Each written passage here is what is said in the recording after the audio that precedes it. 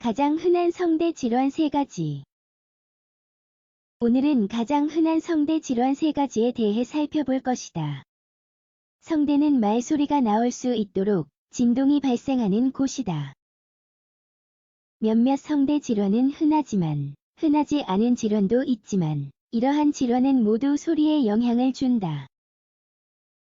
성대는 후두에 있으며 후두의 윗부분에 붙어있는 작은 근육이다. 그 위에 근육이 아닌 가성대라고 불리는 주름이 있다. 같은 기능을 수행하지는 않지만 말을 하는 것에 관련되어 있다. 가장 흔한 성대 질환. 가장 흔한 성대 질환은 한 손으로 꼽을 수 있다. 그것은 사람들이 겪는 주요 음성장애이다. 이러한 질환의 발생에는 보통 위험 요소들이 관련되어 있다. 예를 들어, 교사들은 직업상 긴장된 목 상태를 계속해서 유지한다. 반면 추운 날씨에 밖에서 일하는 사람들은 발성장애가 생기기 쉽다. 일부 질환은 전염성 원인이 있는 반면 그 외에는 과도한 사용 때문에 발생한다. 이는 성대 사이의 마찰로 인해 해부학적 변화가 있는 경우이다. 때때로 증상이 막 발현하기 시작할 때에는 처음에 질병을 진단하기 매우 어렵다. 가장 빈번하게 발생하는 성대 질환 3가지는 아래와 같다. 결절 후두염 폴립. 각각을 자세히 살펴보자. 1. 성대 결절. 성대 결절은 성대에 발생하는 거대한 양성 결절이다. 성대 결절은 끝에 있으며 공기가 통과해야 하는 공간을 닫는다. 이것이 목소리에 영향을 주는 이유이다. 대부분의 경우 초기 신호는 목소리의 톤이 변하는 것이다. 환자들은 보통 그들이 예전처럼 혹은 부상 전에 했던 것과 같은 강도와 톤으로 말할 수 없음을 알아차릴 것이다. 성대 결절의 주된 원인은 목소리 남용이다. 이러한 이유로 전문가들은 이 질환을 오랜 기간 동안 목소리를 사용하는 교사나 가수의 전형적인 직업병으로 간주한다.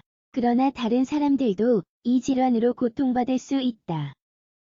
특정 위험 요인은 이 질환의 출현을 더 쉽게 만들 수 있다. 흡연자들은 니코틴이 성대에 자극제로 작용하므로 결절이 생길 확률이 더 높다. 이와 비슷하게 위식도 역류도 후두의 같은 부위를 손상시킬 수 있는 질환이다.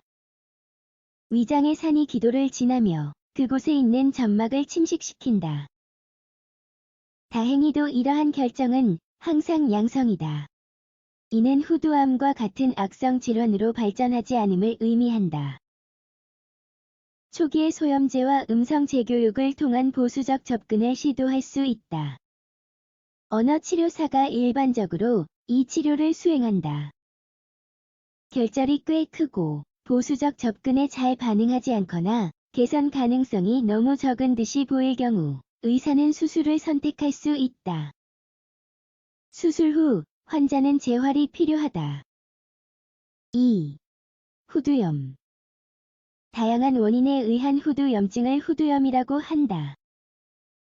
이 용어는 기관의 구조 전체에 염증액이 축적되는 것을 의미하지만 항상 성대에 가장 큰 영향을 미친다. 이러한 이유로 가장 흔한 증상은 발성장애로 목소리가 쉬거나 완전히 나오지 않게 되는 것이다. 완전히 소리가 나오지 않게 되는 것을 무성증이라고 부른다. 인두염보다 훨씬 오래 계속되며 총 3주 동안 지속될 수 있다. 목소리 변화와 함께 후두 분비선 결함에 의한 건조함, 자극적인 기침이 발생한다. 윤활이 부족하므로 신체는 미생물 또는 비활성 이물질인 염증성 물질 배출을 위해 필요한 점액을 생성하지 않는다. 원인은 거의 항상 전염성이 있으며 바이러스가 보통 범인이다. 겨울은 대부분의 상부 호흡기 질환에 취약한 계절이다. 바이러스 감염이기 때문에 세균 중복 감염이 없는 한 또는 이러한 약물에 민감한 미생물이 원인인 경우 의사 항생제를 권장하지 않는다. 치료는 단순히 증상이 나타나면 시작한다. 일반적으로 의사들은 목을 쉬게 하고 후두 조직 내부에 축적된 염증을 줄이기 위해 소염제를 복용하며 점액을 좀 더 유동적으로 만들기 위해 분무기를 사용할 것을 권장한다. 의사들은 그 원인이 박테리아라고 의심하지 않는 한 배양 샘플을 채취하지 않을 것이다. 후두염은 성대의 건강을 가장 손상시키는 질환 중 하나이다. 종종 바이러스가 원인이 된다. 3. 성대 폴립. 마지막으로 폴립이 있다. 이는 완전히 같은 것은 아니지만 결절과 매우 유사하다. 일반적으로 성대에서 돌출되어서 공기가 통과해야 하는 곳을 막는다. 성대에 발생하는 흔한 질병으로 환자가 음성 문제를 겪을 때 진단할 수 있다. 목소리가 나오지 않거나 변하는 것은 진단의 필요성을 나타내는 특별한 신호이다. 목소리 남용으로 인해 나타날 수 있으며 이는 이 질병이 퇴행성 폴립증이란 이름으로 통하는 이유를 설명한다. 이는 성대의 조직이 해당 경계 밖으로 튀어나오는 경향이 있기 때문에 기본적인 과정이 성대 조직의 변화임을 보여준다.